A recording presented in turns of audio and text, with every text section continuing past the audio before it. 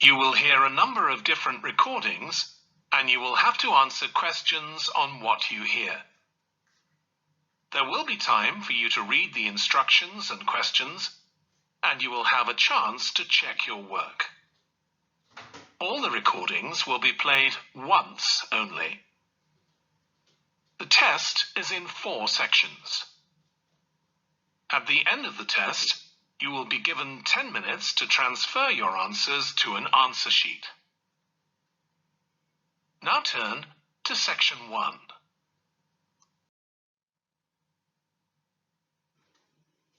Section 1. You will hear a woman phoning the secretary of a cycling club to find out about becoming a member. First, you have some time to look at questions 1 to 6.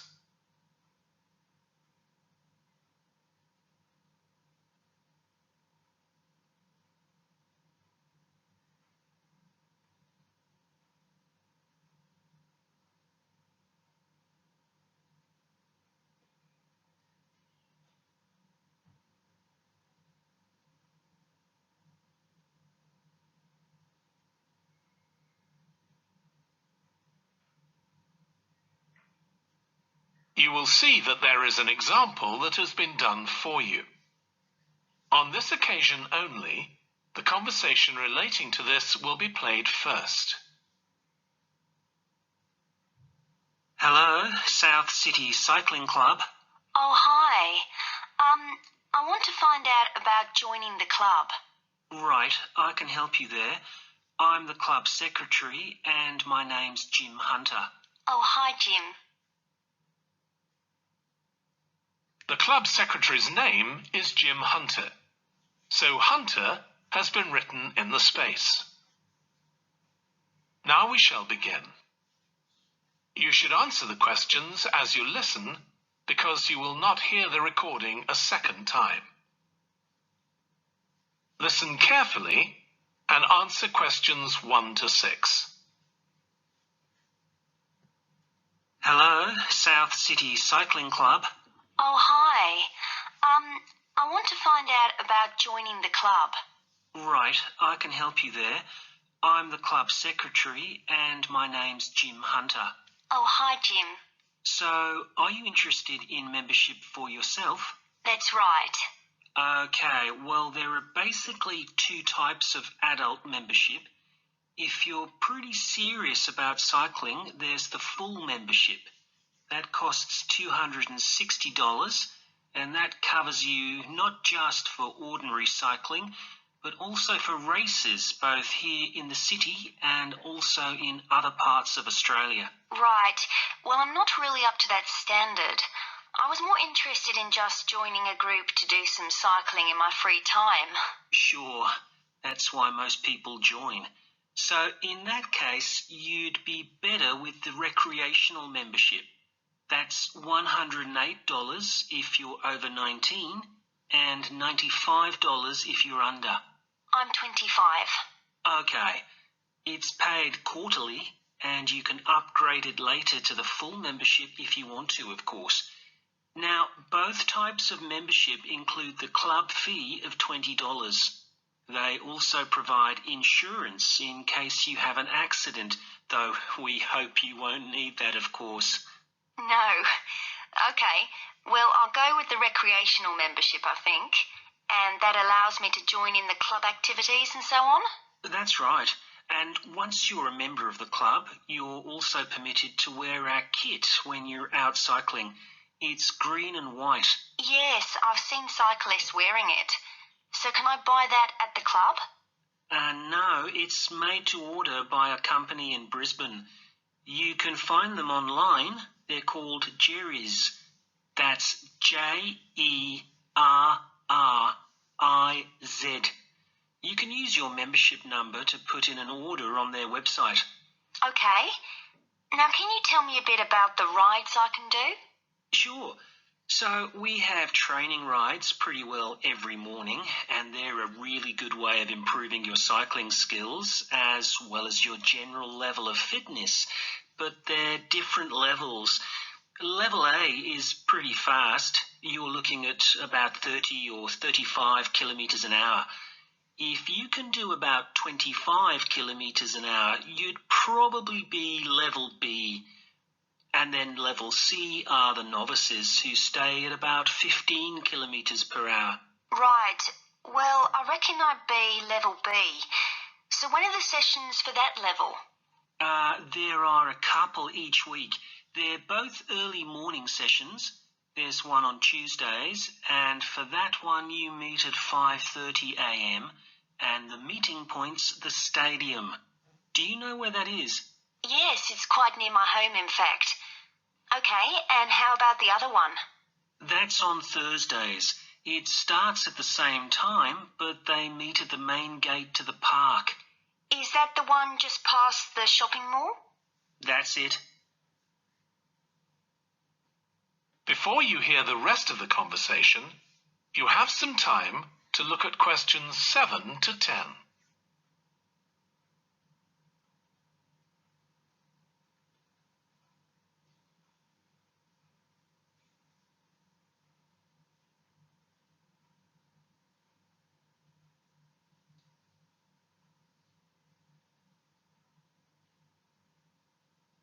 Now listen and answer questions 7 to 10. So how long are the rides? They're about an hour and a half, so if you have a job, it's easy to fit in before you go to work. And the members often go somewhere for coffee afterwards, so it's quite a social event. Okay, that sounds good. I've only just moved to the city, so I don't actually know many people yet. Well, it's a great way to meet people.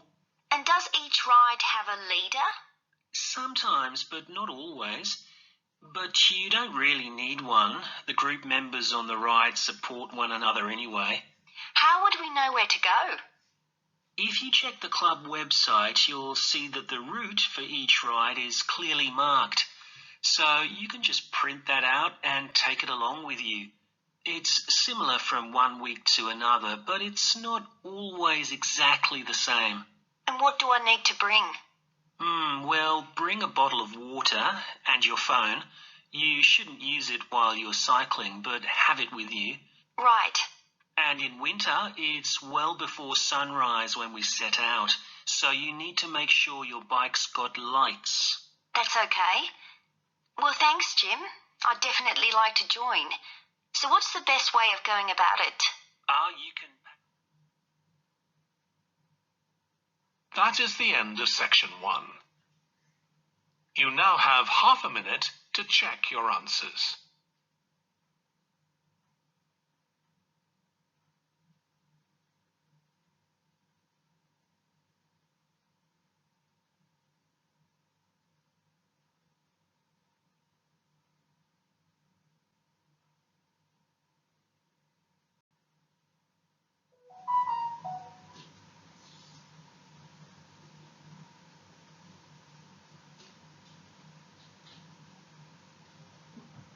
Now turn to section 2. Section 2. You will hear a manager in a company talking to employees about volunteering for charity work. First, you have some time to look at questions 11 to 16.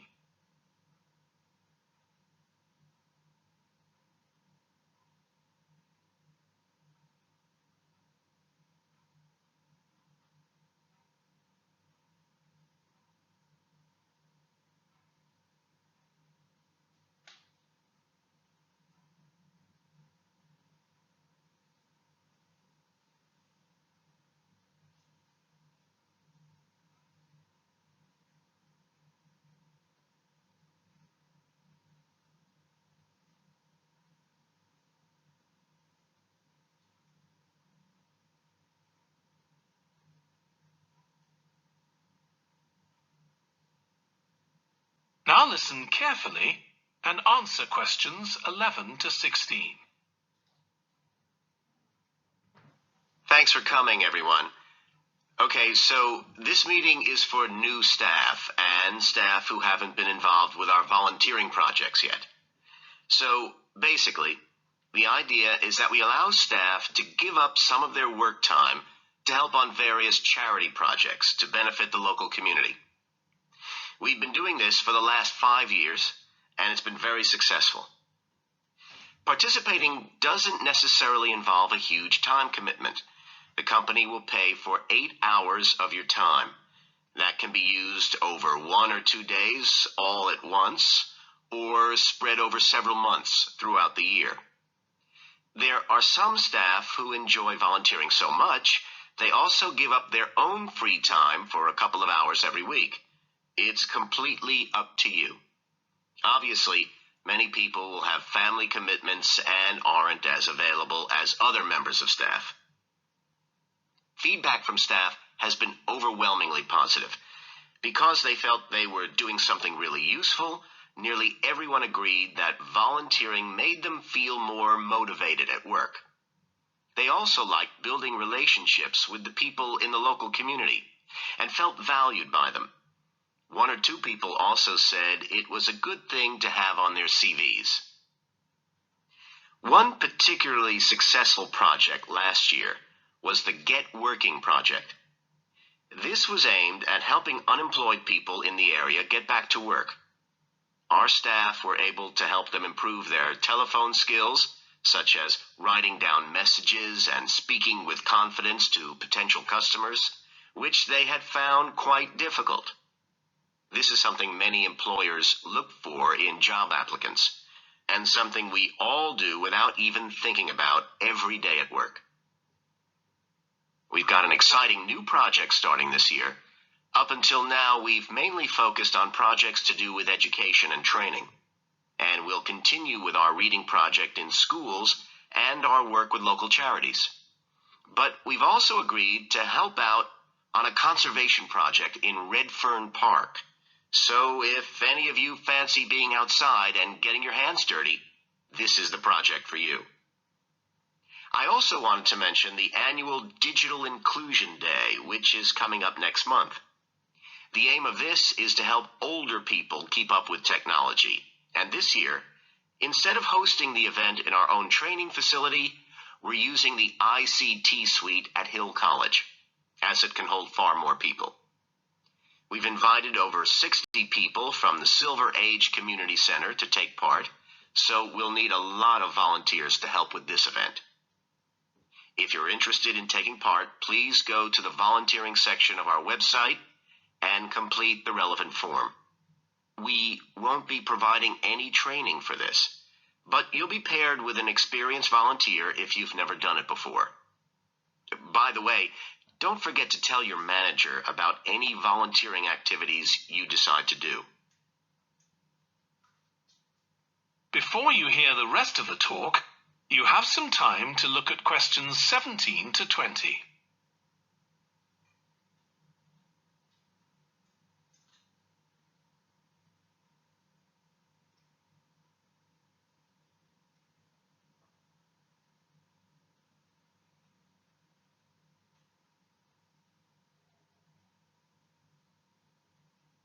Now listen and answer questions 17 to 20. The participants on the Digital Inclusion Day really benefited. The majority were in their 70s, though some were younger, and a few were even in their 90s. Quite a few owned both a computer and a mobile phone, but these tended to be outdated models. They generally knew how to do simple things like send texts, but weren't aware of recent developments in mobile phone technology. A few were keen to learn, but most were quite dismissive at first. They couldn't see the point of updating their skills. But that soon changed. The feedback was very positive. The really encouraging thing was that participants all said they felt much more confident about using social media to keep in touch with their grandchildren, who prefer this form of communication to phoning or sending emails. A lot of them also said playing online games would help them make new friends and keep their brains active. They weren't that impressed with being able to order their groceries online, as they liked going out to the shops, but some said it would come in handy if they were ill or the weather was really bad. One thing they asked about was using tablets for things like reading newspapers. Some people had been given tablets as presents, but had never used them. So that's something we'll make sure we include this time. That is the end of section 2. You now have half a minute to check your answers.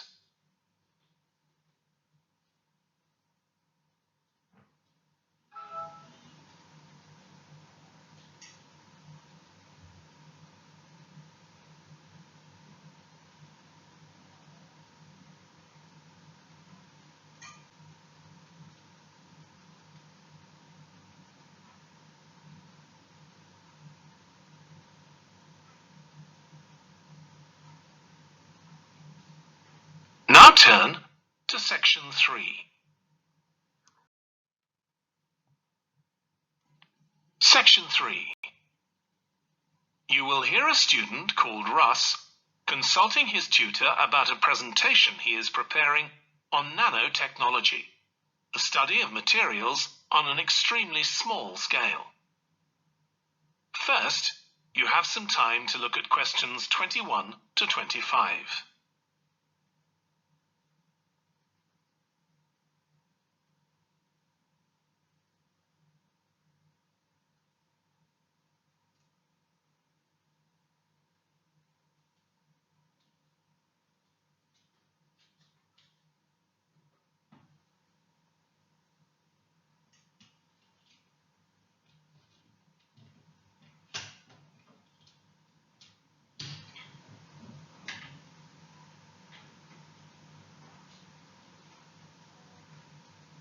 Now listen carefully and answer questions 21 to 25. Come in, Russ. Thank you. Now, you wanted to consult me about your class presentation on nanotechnology. You're due to give it next week, aren't you? That's right, and I'm really struggling. I chose the topic because I didn't know much about it and wanted to learn more, but now I've read so much about it, in a way there's too much to say. I could talk for much longer than the 20 minutes I've been allocated. Should I assume the other students don't know much and give them a kind of general introduction, or should I try and make them share my fascination with a particular aspect? You could do either, but you'll need to have it clear in your own mind. Then I think I'll give an overview. Okay. Now, one way of approaching this is to work through developments in chronological order. Uh-huh. On the other hand, you could talk about the numerous ways that nanotechnology is being applied. You mean things like thin films on camera displays to make them water repellent, and additives to make motorcycle helmets stronger and lighter? Exactly. Or another way would be to focus on its impact in one particular area, say medicine or space exploration. That would make it easier to focus. Perhaps I should do that. I think that would be a good idea. Right. How important is it to include slides in the presentation? They aren't essential by any means.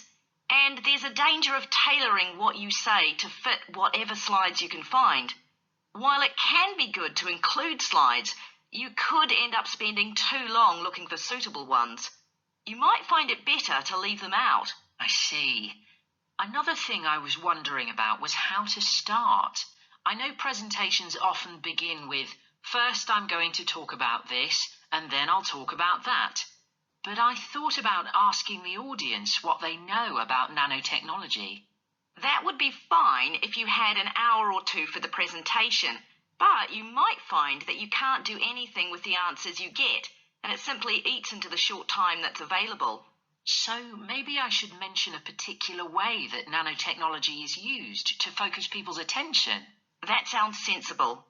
What do you think I should do next? I really have to plan the presentation today and tomorrow. Well, initially, I think you should ignore all the notes you've made, take a small piece of paper and write a single short sentence that ties together the whole presentation. It can be something as simple as, nanotechnology is already improving our lives. Then start planning the content around that.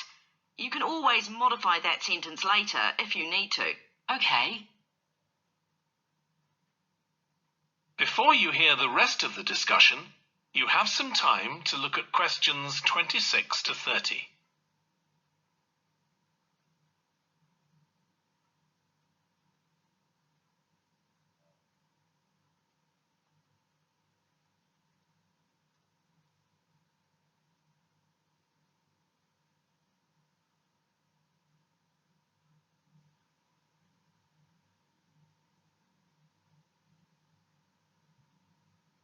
Now listen and answer questions 26 to 30.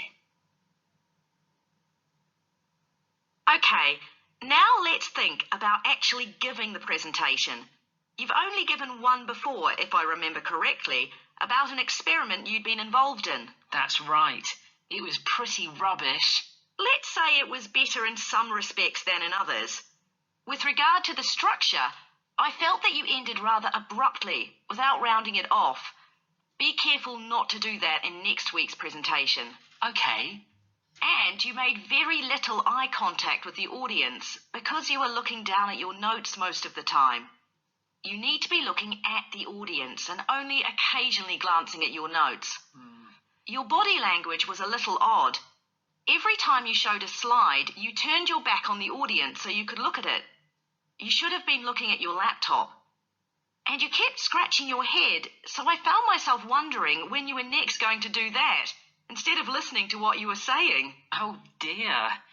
What did you think of the language? I knew that not everyone was familiar with the subject, so I tried to make it as simple as I could. Yes, that came across. You used a few words that are specific to the field, but you always explained what they meant, so the audience wouldn't have had any difficulty understanding. Uh-huh. I must say, the handouts you prepared were well thought out. They were a good summary of your presentation, which people would have been able to refer to later on, so well done on that. Thank you. Well, I hope that helps you with next week's presentation. Yes, it will. Thanks a lot. I'll look forward to seeing a big improvement then. That is the end of section 3. You now have half a minute to check your answers.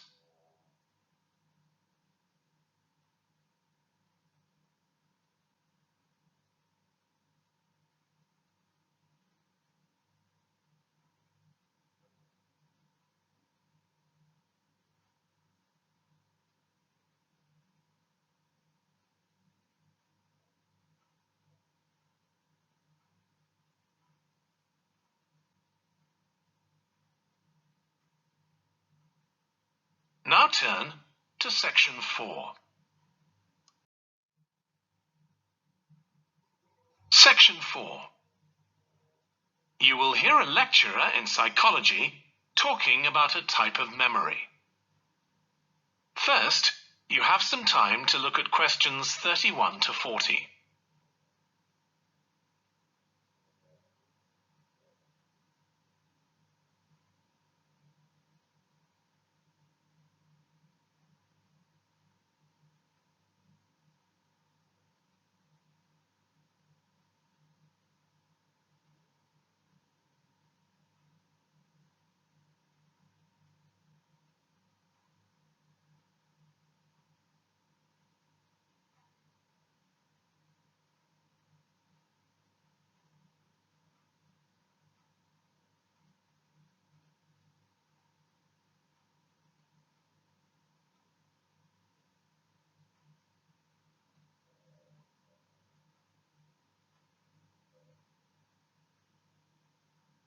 Now listen carefully and answer questions 31 to 40. Today, we'll be continuing the series of lectures on memory by focusing on what is called episodic memory and what can happen if this is not working properly. Episodic memory refers to the memory of an event or episode. Episodic memories allow us to mentally travel back in time to an event from the past. Episodic memories include various details about these events, For example, when an event happened and other information such as the location. To help understand this concept, try to remember the last time you ate dinner at a restaurant. The ability to remember where you ate, who you were with, and the items you ordered are all features of an episodic memory. Episodic memory is distinct from another type of memory called semantic memory. This is the type of factual memory that we have in common with everyone else. That is your general knowledge of the world. To build upon a previous example, remembering where you parked your car is an example of episodic memory. But your understanding of what a car is and how an engine works are examples of semantic memory. Unlike episodic memory, semantic memory isn't dependent on recalling personal experiences.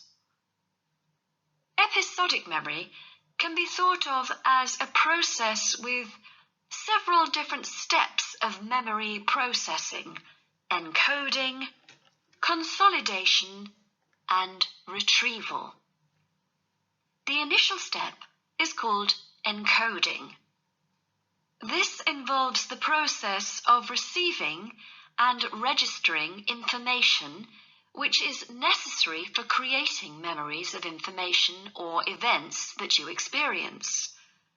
The degree to which you can successfully encode information depends on the level of attention you give to an event while it's actually happening. Being distracted can make effective encoding very difficult. Encoding of episodic memories is also influenced by how you process the event. For example, if you were introduced to someone called Charlie, you might make the connection that your uncle has the same name. Future recollection of Charlie's name is much easier if you have a strategy to help you encode it. Memory consolidation, the next step in forming an episodic memory, is the process by which memories of encoded information are strengthened, stabilized, and stored to facilitate later retrieval. Consolidation is most effective when the information being stored can be linked to an existing network of information.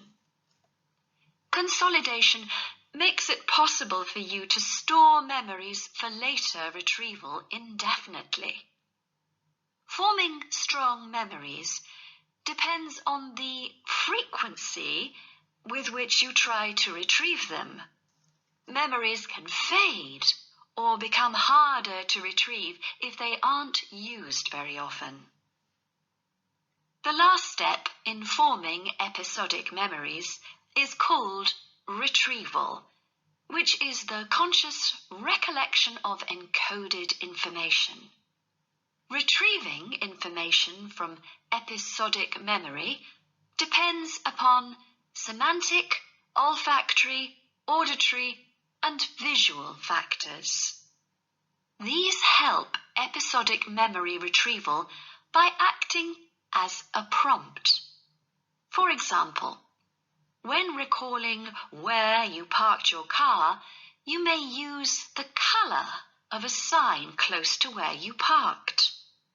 You actually have to mentally travel back to the moment you parked.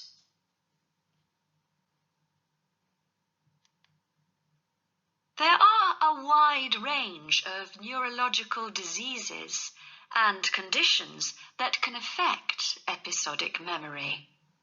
These range from Alzheimer's to schizophrenia to autism. An impairment of episodic memory can have a profound effect on individuals' lives. For example, the symptoms of schizophrenia can be reasonably well controlled by medication. However, patients' episodic memory may still be impaired, and so they are often unable to return to university or work. Recent studies have shown that computer-assisted games designed to keep the brain active can help improve their episodic memory. Episodic memories can help people connect with others, for instance by sharing intimate details about their past, something individuals with autism often have problems with. This may be caused by an absence of a sense of self. This is essential for the storage of episodic memory and has been found to be impaired in children with autism. Research has shown that treatments that improve memory may also have a positive impact on children's social development. One study looked at... That is the end of section 4. You now have half a minute to check your answers.